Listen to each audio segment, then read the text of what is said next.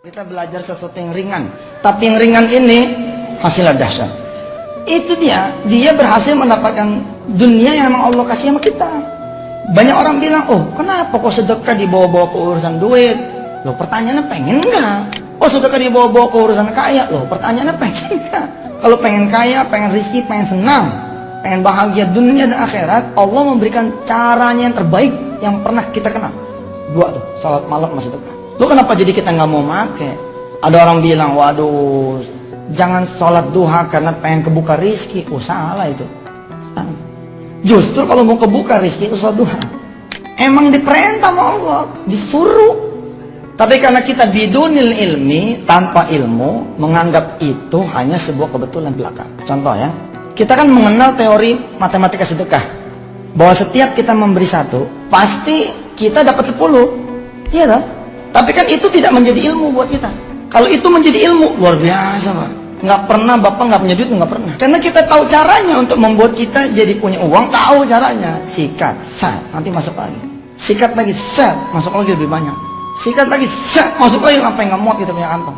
Oh Ustaz, barangkali nih ya, kalau saya sedekah 100, dapatnya 1000 kali ya. Bukannya kali, benar.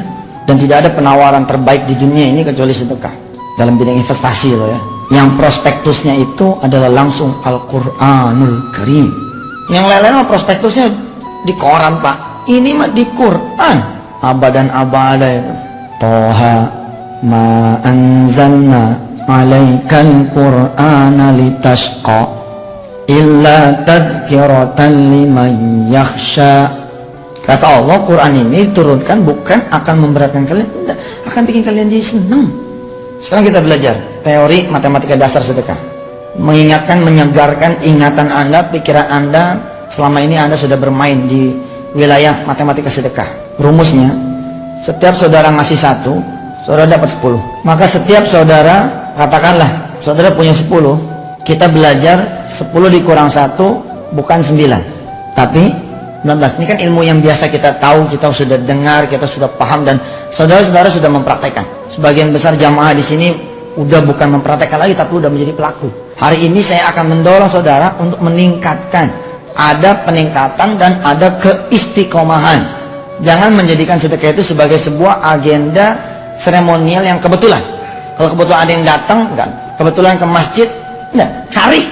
Nah, itu bahasanya. Kita keluar, kita cari. Kenapa ini menjadi 19? Karena matematikanya tidak berhenti sampai di sini. Kalau saya boleh menjambarkan 10 gitu ya. Ini pakai matematika anak SD. Di sini memang 9. Tapi ingat, ibadah itu punya dimensi hari akhir. Hari akhir itu apa sih? Hari kemudian. Artinya dia tidak berhenti sampai di sini dong, Bos. Tuh, gitu. Kalau di matematika biasa, pengurangan, di sini penambahan. Yang mana yang ditambah?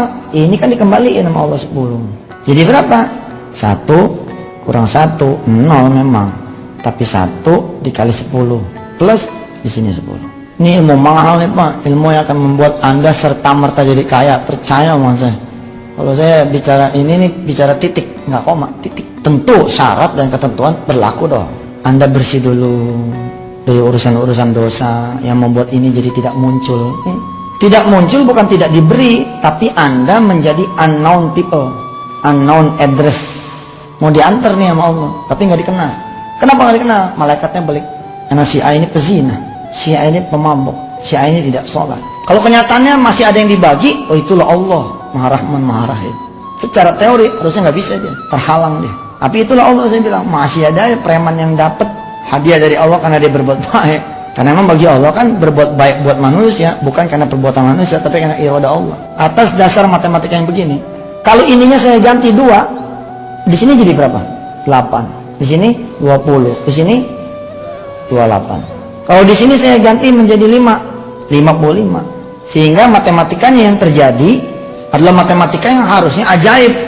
10 kurang 1 kurang 2 kurang 3 37 kurang 4 46 kurang 5 55 kurang 9 91 kurang 10 100. Apa enggak ajaib nih matematika?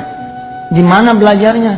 Di mana belajar matematika kayak begini? Di Al-An'am 160. Man jaa bil hasanati falahu asyru amsalihha. Siapa yang ngasih satu, Allah akan mengembalikan 10 kali lipat. Pertanyaannya, kenapa kita tidak memilih yang ini? Tetap berkutat di sini, iya kan? Betul nggak? Dalam cat kuliah yang akan kita sebarkan ke seluruh Indonesia, saya memberikan ilustrasi. Kalau seseorang bawa duit 110.000, ini juga masih biasa nih, Anda udah tahu. Berapa yang biasanya orang sedekahkan? 10.000. Padahal kita sama-sama tahu kalau diturunin, dijabarin, gitu kan? Dikurang 10. Di sini berapa? 100. Di sini 100. Di sini 200. Bukan tinggal 100 tapi jadi 200. Bayangkan kalau saudara sedekah 100. Di sini jadi berapa? 10. Tapi di sini 1 juta. Di sini 1.010.000. The question is, kalau saat ini benar-benar di kantong saudara 110, yang mana yang saudara pilih? Bohong dah. Tetap yang ini. Bagaimana kita mau melompat ke the miracle? Padahal udah dibuktiin sama Allah kebenarannya, dapat. Udah dibuktiin kebenaran sama Allah, terbukti. Udah dibuktiin kebenaran sama Allah, terwujud, benar. Sehingga kita sering menutup kajian Quran, bacaan Quran dengan bacaan Shadaqallahul Azim. Maha benar Allah dengan segala firman-Nya. Tapi kenapa tetap 10.000? Jawabannya banyak. Satu, kita takut tidak terjadi, sehingga ini benar-benar tidak terjadi. Yang kedua, kita khawatir ini tidak terbukti, sehingga benar-benar ini nanti benar-benar tidak terbukti. Yakin kita menorong. Ana indah zonni abdi bi kata